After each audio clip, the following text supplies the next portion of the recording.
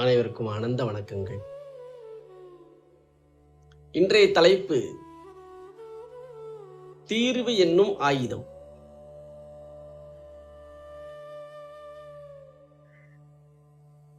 மொத்த வாழ்க்கையுமே எல்லா மனிதர்களும் தீர்வை நோக்கி நகர்ந்து கொண்டிருக்கின்றார்கள். தீர்வு வேணும், எல்லா பிரச்சனைக்கும் ஒரு சொல்யூஷன் வேணும். ஒரு சொல்யூஷன் கிடைச்சிருச்சுன்னா வாழ்க்கையில ப்ராப்ளம் சால்வ். இது எல்லாருக்கும் தெரிஞ்ச விஷயம். முதல் விஷயம், பிரச்சனை எங்கு உருவாகுதுன்னு தெரிஞ்சாதான் தீர்வை கண்டுபிடிக்க முடியும். எல்லா பிரச்சனைக்கும் காரணம் என்ன?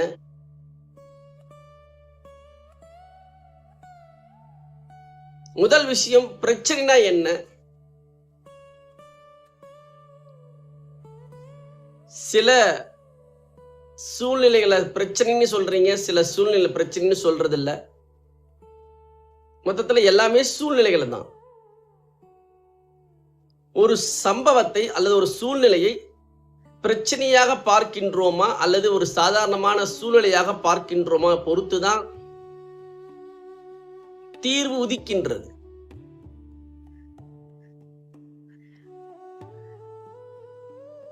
உங்களால ஹேண்டில் பண்ண முடியாத சூழ்நிலைக்கு பேர் ப்ராப்ளம்ஸ், பிரச்சனை என்று பேர் கொடுக்கின்றீர்கள்.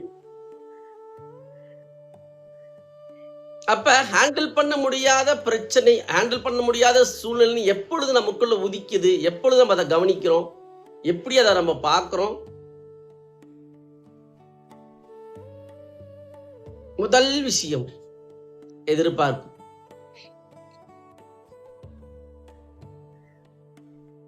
எதிர்பார்க்கிறதுல கூட பெரிய பிரச்சனை இல்ல. எதிர்பார்க்க தகுந்தாறு போல சிந்தனைகளும் செயல்களும் இருந்தா பரவாயில்ல. எதிர்பார்க்கிறது 100 மடங்கு, ஆனா சிந்திக்கிறதும் செயலாற்றுறதும் 50% இருந்தா எப்படி செயலா மாறும்? மாறாது. ஒரு தொழிலோ, ஒரு ஆரோக்கியமோ, ஏதோ ஒரு செயலோ, ஒரு லட்சியமோ ஏதுவாயினும் சரி, அதை எதிர்பார்ப்பது தவறில்லை. ஆனா அந்த எதிர்பார்ப்புக்கு தேவையான சிந்தனையும் செயலியும் நம்ம செஞ்சாதான் அது நடக்கும். அதை செய்யாம ரிசல்ட் மட்டுமே எதிர்பார்த்துட்டு இருந்தோம்னா டென்ஷனாக தான் செய்வோம். அதுக்கு பேர் பிரச்சனைன்னு நம்ம பேர் கொடுத்துருவோம். உடனே வலிக்குள்ள, பெயினுக்குள்ள போக ஆரம்பிச்சிருவோம். இப்ப சிந்தனையும் செயலும் எதிர்பார்க்கின்ற அளவிற்கு நாம் ஈடுபட வேண்டும், அதில் சிந்திக்க வேண்டும். அப்பதான் அந்த செயல் நடக்கும்.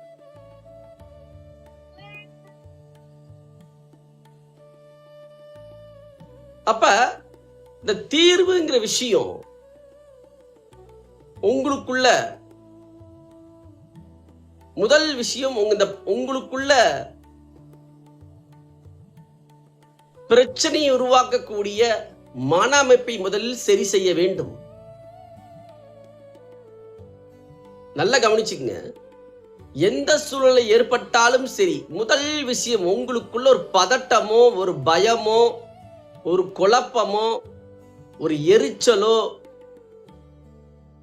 ஒரு டிப்ரெஷனோ ஏற்பட்டா அதுதான் முதல் தடை. அதை சரி பண்ணாம, அந்த எண்ணங்களையும் உணர்ச்சிகளையும் சரி பண்ணாம விட்டுட்டீங்கன்னா அது செயலா மாறிடுது.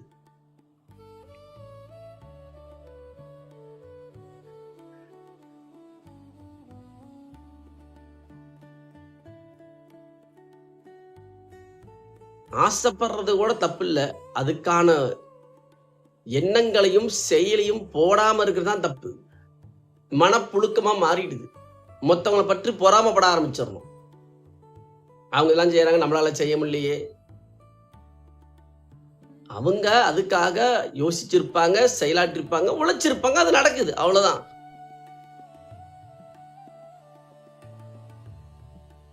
இன்னும் சில பேர் அவங்க நல்ல நேரம், நமக்கு கெட்ட நேரம், இது அதுக்கு மேல பிரச்சனை. மேலும் மேலும் மோர் அண்ட் மோர் காம்ப்ளிகேஷனை கிரியேட் பண்ணிட்டே இருக்குது மனதுக்குள்ள. தீர்வை நோக்கி நகர்வதில்லை. பொறாமை மிக பெரும் ஒரு danger.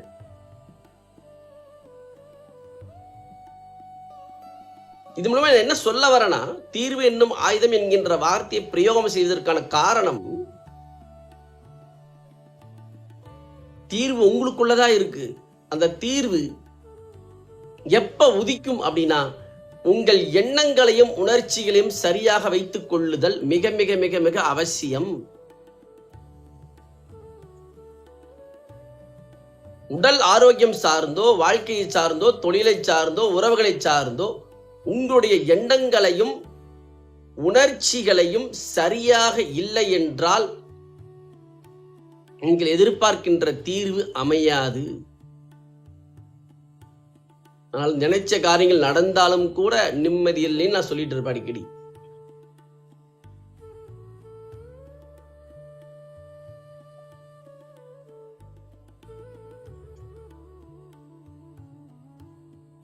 Self completion is very very important in your life.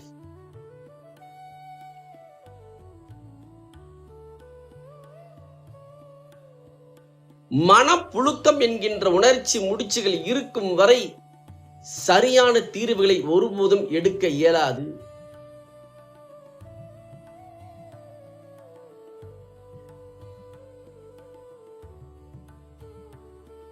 எண்ணம் போல் வாழ்க்கை. சரியான தீர்வுகளை எடுப்பது என்பது என்ன, தவறான தீர்வுகளை எடுப்பது என்ன? சரியான தீர்வு என்பது என்னன்னா, உங்களுடைய எண்ணங்கள் எந்த செயலை பற்றி நினைத்தாலும் அதை பற்றி எண்ணங்கள் உணர்ச்சி முடிச்சில் சிக்காது, குழப்பத்தில் சிக்காது இருந்தால் நீங்க யோசிக்கின்ற சிந்தனை சரியான தீர்வாக மாறும். இது கொஞ்சம் கவனிங்க, புரியும். எந்த செயலை பற்றி யோசிக்கும் போதும் சரி, செயலாற்றும் போதும் சரி, அதை பற்றிய பேராசையோ அப்படின்னு அர்த்தம்.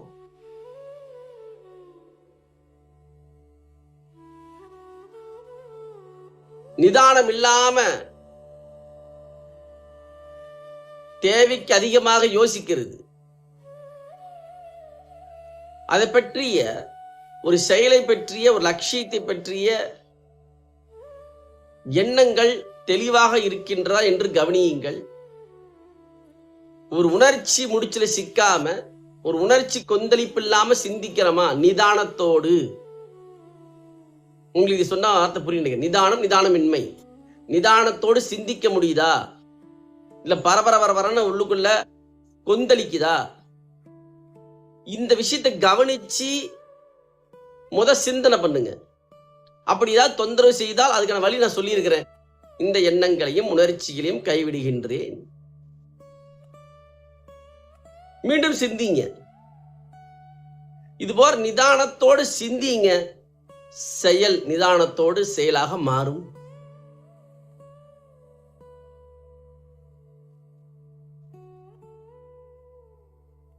கடந்த கால வாழ்க்கையில் ஏற்பட்ட சில சம்பவங்களால் ஏற்படுகின்ற பயம் வந்துச்சுன்னா, பயம் என்கின்ற சிந்தனை வந்துச்சுன்னா, பயம் என்கின்ற எண்ணங்கள் உதிச்சுதுன்னா, அந்த எண்ணங்களையும் உணர்ச்சியும் கைவிடுகின்றேன் என்று சொல்லி மீண்டும் சிந்தியுங்கள்.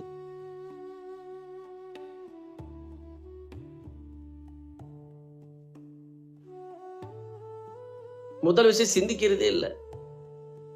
துக்கத்துக்கு தான் அதிகமா மனசு போகுது. உற்சாகமா, ஆனந்தமா, சந்தோஷமா சிந்திக்க துவங்கினா சரியான தீர்வுகளை நோக்கி நகர்வோம்.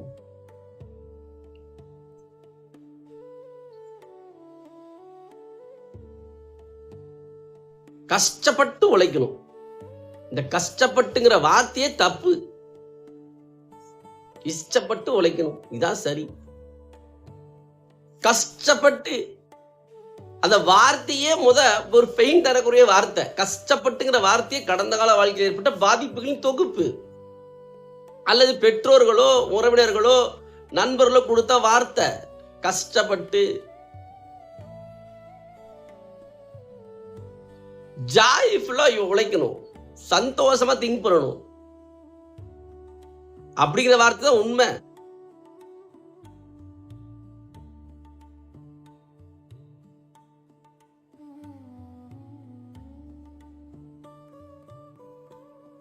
பெற்றோர்கள் சொல்லக்கூடிய வார்த்தை குழந்தைங்கிட்ட, மகன்கிட்ட, மகள்கிட்ட, கஷ்டப்பட்டு நாங்கள் உழைச்சோம், நீ கஷ்டப்பட்டு உழை. இதை அப்படியே டிரான்ஸ்ஃபர் பண்ணிடுறது. இதே உணர்ச்சிகளையும் இதே உணர்ச்சி முடிச்சு டிரான்ஸ்ஃபர் அடிச்சா என்ன, அவன் அப்படியே தான் இருப்பான். முதல் விஷயம், உங்களுடைய உணர்வு சந்தோஷமா இருக்கணும். அதான் அடிப்படை நோக்கம். எந்த செயலை செஞ்சாலும் சரி, உணர்வு சந்தோஷமா இருக்கணும், நிறைவா இருக்கணும், திருப்தியா இருக்கணும். அப்பதான் தீர்வு என்கின்ற விஷயம் தெளிவாக மாறும். சரியான தீர்வுகளை எடுக்க முடியும், சரியான முடிவுகளை எடுக்க முடியுங்கிற நான்.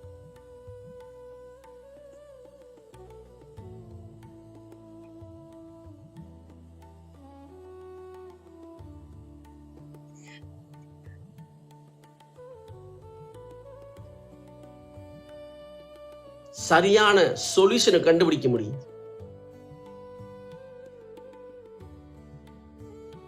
அதாவது இதை நீங்க எப்படி புரிஞ்சுக்கிறது அப்படின்னா, எந்த செயலை பத்தி நினைக்கும் போதும் அந்த எண்ணங்கள் மேல சந்தேகம் இல்லைன்னா நீங்க சரியா சொல்யூஷன் யோசிக்கிறீங்கன்னு அர்த்தம். அப்படி நீங்க யோசிக்கும் போதே அது மேலேயே செல்ஃப் டவுட் ஏற்பட்டுச்சுன்னு வச்சுக்கோங்களேன், அப்ப அது சரியான சொல்யூஷனா இல்லைன்னு அர்த்தம்.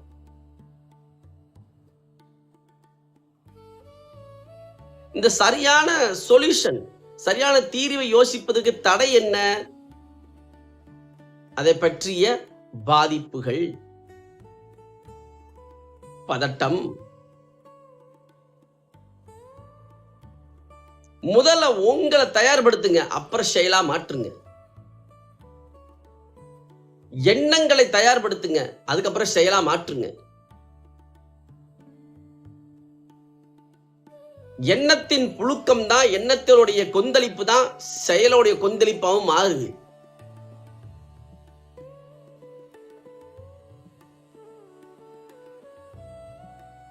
இது மகா வாக்கியம். உங்களுக்குள்ள எந்த எண்ணங்கள் தொந்தரவுக்காகின்றதோ, எந்த எண்ணங்கள் பதட்டத்தில் இருக்கின்றதோ, குழப்பத்தை உருவாக்குகின்றதோ, அதை முதலில் கைவிடுங்கள். The right solution உங்களுக்குள்ள பிறக்க ஆரம்பிக்கும். சரியான தீர்வுகளை நீங்கள் யோசிக்க துவங்குவீர்கள். Right thinking is the solution. சரியான சிந்தனையே, சரியான சிந்தித்தலே தீர்வு. சரியான சிந்தித்தல் தான் தீர்வு என்னும் ஆயுதம். The right thinking அப்படிங்கிற விஷயம் எப்ப வரும் அப்படின்னா, எந்த செயலை செய்யும் போது அந்த செயலை பற்றிய கொந்தளிப்பு, துக்கங்கள், கவலைகள், பதட்டங்கள் வந்தால் அதை முதலில் கைவிடுகின்றேன் என்று சொல்லிய பிறகு அதை யோசிக்கும் பொழுது, அந்த உணர்ச்சி முடிச்சுகள் இல்லாமல் நீங்கள் சிந்திக்கும் பொழுது, அந்த சிந்தித்தல் சரியான சிந்தித்தலாக மாறும்.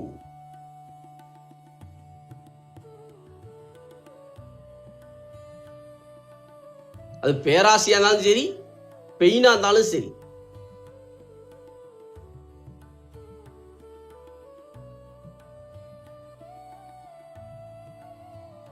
அது இப்ப இருக்கிற பிரச்சனை கௌரவம். அது அதுக்கு மேல கௌரவத்துக்காக வாழணும், மற்றவங்க நம்மளை பத்தி பெருமையா பேசுறதுக்காக வாழணும். அது அதுக்கு மேல பிரச்சனை. தேவையில்லாத சுமை.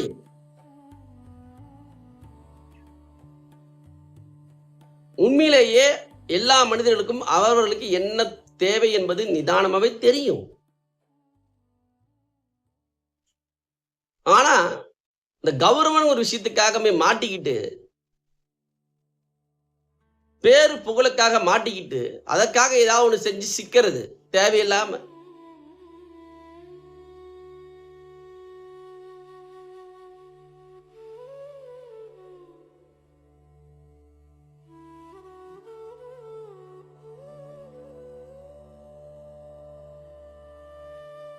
தீர்வு என்னும் ஆயுதம் என்கின்ற தலைப்பின் மூலமாக நான் சொல்வது, right thinking is the solution for always. சரியான சிந்தித்தல் தான் சரியான தீர்வு என்று ஆகின்றது. சரியான சிந்தித்தல் எப்பொழுது நடக்கும் என்றால், எந்த செயலை செய்யும் போதும் அந்த செயலை பற்றிய நெகட்டிவான கீழ்நிலை நோக்கி எடுத்து செல்லக்கூடிய எண்ணப்பதிவுகள் உதித்தால் அதை முதலில் கைவிடுங்கள். இதான் ஃபர்ஸ்ட் ஸ்டெப். ஒரு வளர்ச்சி, ஒரு முன்னேற்றம் அப்படிங்கிற விஷயமே இதை சார்ந்துதான் அமைகின்றது. செய்யறதுக்கு முன்னாடியே இது நடக்குமான்னு தெரியல,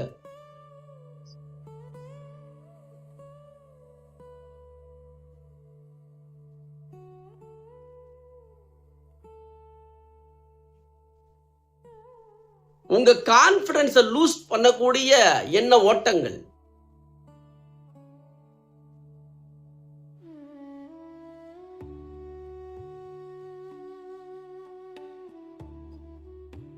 செல்ஃப் இன்ஸ்பிரேஷன் தான் மிகவும் முக்கியம். செல்ஃப் இன்ஸ்பிரேஷன் இல்லைன்னா செல்ஃப் கான்பிடன்ஸ் வராது. செல்ஃப் கான்பிடன்ஸ் வரலைன்னா அந்த செயல் நடப்பது சாத்தியம் இல்லை. நம்மளே என்ன பண்ணிடுறோம், அந்த செயல் நடப்பதற்கு தடையாகவே மாறிடுறோம். நல்லா கவனிச்சுக்கங்க, எல்லாமே இந்த உணர்ச்சிகளை வைத்து தான் ரியாக்ஷனா மாறுது. நல்லா கவனிச்சுக்க, நீங்க செயலையே எதிர்பார்த்துக்கிட்டு கிடக்குறீங்க, அந்த செயலுடைய மூலமே உணர்ச்சிகள் தான். இந்த உணர்ச்சிகள் சரியா இருந்துச்சுன்னா எக்ஸிகியூஷன் ஈஸியா மாறிடும்.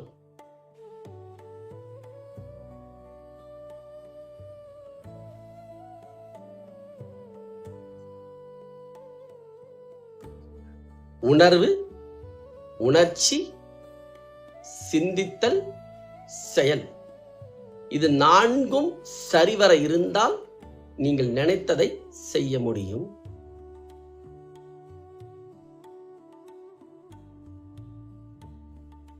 வெற்றி நிச்சயம்.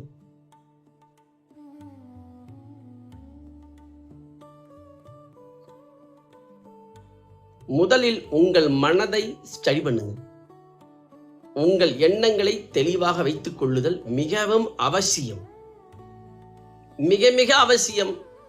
முதல் படி எல்லா செயல்களுக்கும், எல்லா எக்ஸிகியூஷன் ப்ராசஸுக்கும் உங்களுக்கு முதல் விஷயம் உங்கள் எண்ணங்களை சரியாக இயக்க தெரிய வேண்டும். எண்ணங்களை சரியாக இயக்க தெரியல அப்படின்னா எப்படி செயலாக மாறும்?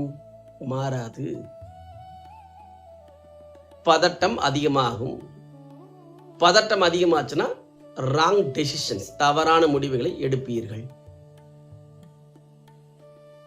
எந்த செயல் கண்ணுக்கு முன்னாடி, எந்த செயலை நீங்க ஹேண்டில் பண்ணும் போதும் உங்களுக்குள்ள ஒரு வகையான எண்ணங்கள் உதிக்கும். அந்த எண்ணங்கள் அந்த செயல்களை பற்றி நெகட்டிவா கீழே நோக்கி நகர்ந்துச்சுன்னா முதல் விஷயம் செய்ய வேண்டியது எண்ணங்களை டிராப் பண்றதுதான்.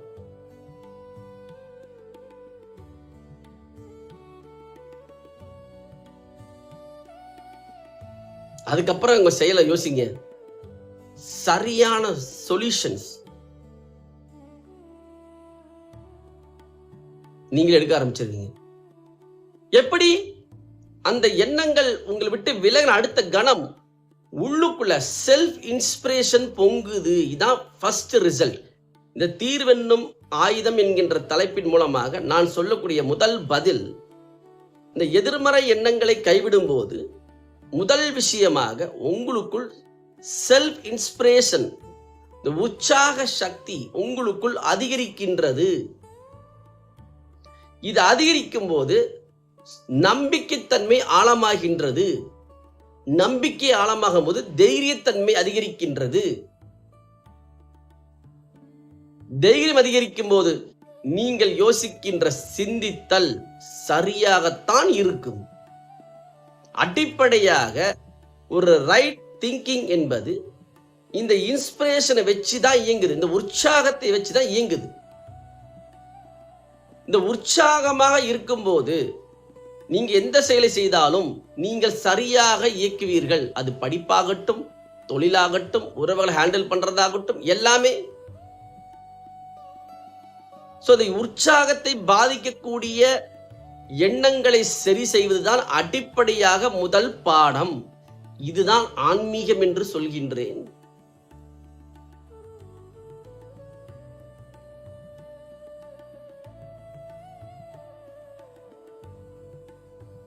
சமுதாயத்துல ஏதாவது ஒரு தோய்ந்து போயிட்டோம், ஏதாவது தோத்துட்டோம்னா நிறைய நண்பர்கள், உறவினர்கள் உங்களுக்கு தெம்பு கொடுப்பாங்க. பாருங்க, பயப்படாத, தெளிவ, பரவாயில்ல, எந்திரிச்சு நில்லு.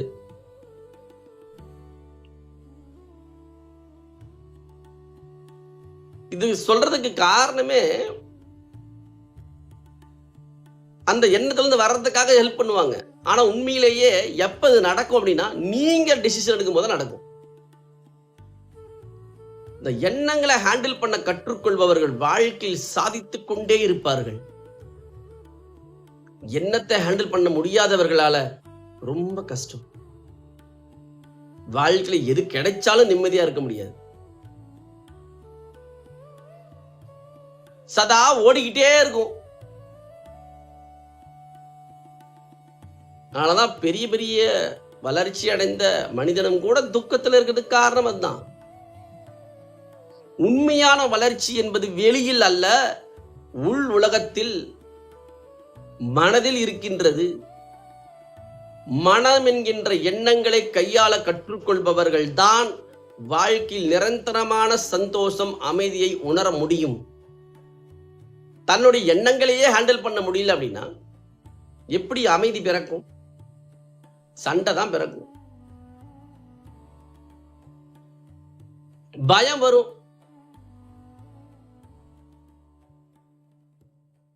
இதன் மூலமாக நான் சொல்வது, எந்த எதிர்மறை எண்ணங்கள் உங்களுக்குள் உதித்தாலும் சரி, உடனடியாக நீங்கள் செய்வது இந்த எதிர்மறை எண்ணங்களையும் உணர்ச்சிகளையும் கைவிடுகின்றேன்.